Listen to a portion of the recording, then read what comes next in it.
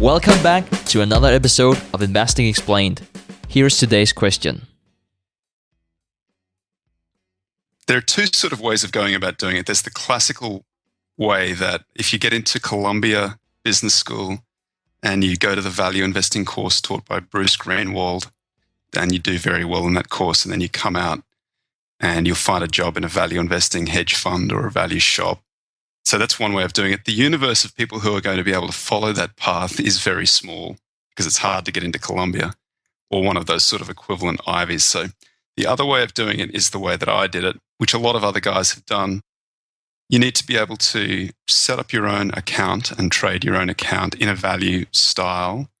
And one thing that I found was very effective is you write down in a diary or you write it down in a blog, which is kind of a public document. You can do it anonymously, or you don't have to make it available to everybody. You write down why you're putting on your positions. Now, I advocate doing it publicly because if you do well enough after a period of time, people will start to be attracted to why you're putting this position on. You'll improve because you get feedback from lots of people. Some of it will be brutal, some of it will be very helpful, and you'll improve very rapidly for two reasons. One is that you have a record of why you did something. So if it goes wrong, you can find out what you were thinking at the time and why that thinking was wrong. And the other thing is that you interact with the value community, which is big and it's great. And they're always on the lookout for new ideas and new kind of thinking. So that's a very effective way of doing it, running your own portfolio and writing about it publicly. If you don't want to attach your name to it, just do it anonymously. Just come up with a generic value name and just interact with other guys, and you'll find that, if you've got some talent, you'll develop a following. In terms of the books to read, you can't go past the classics like Security Analysis, which is a really tough book to read, but it's excellent. You should also read The Intelligent Investor. You should read Joel Greenblatt's books, both of them, the yellow book and the blue book. So You Can Be a Stock Market Genius is the yellow book, and The Little Book That Beats the Market is the blue book. I also love books like Jim O'Shaughnessy's What Works on Wall Street, because you can go through and you can see what value metrics do. Jim's a quant, so he writes about other things like momentum, which are less interesting to value guys, but they definitely work.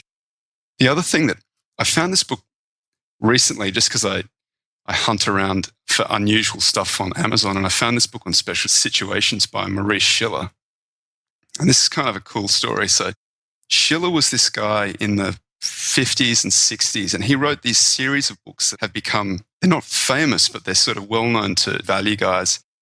Graham didn't really ever write about Special Situations. He didn't write about it until his 1950 edition of his book, which might have been the third or fourth edition of Security Analysis. And the only reference to it is like this note buried on page 729, right at the very back of the book, where he reproduces this article that he wrote where he describes what special situations are, which is basically that it's a corporate event.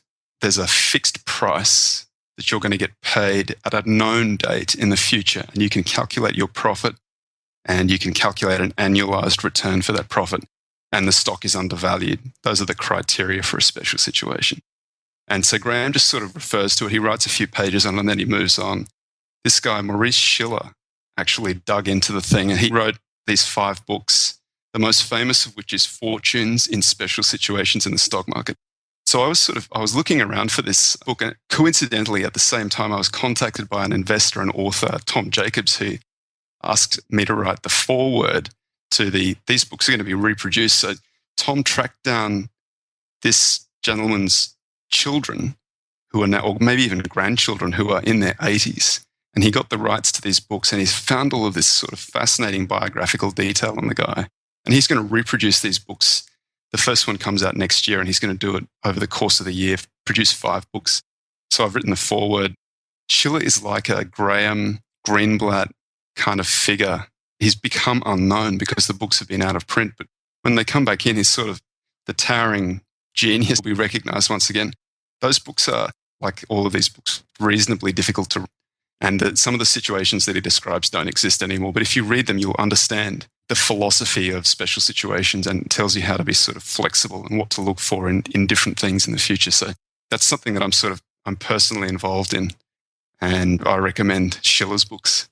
The first one of which will come out sort of January 2017, and then the rest of them will emerge after that. That's it.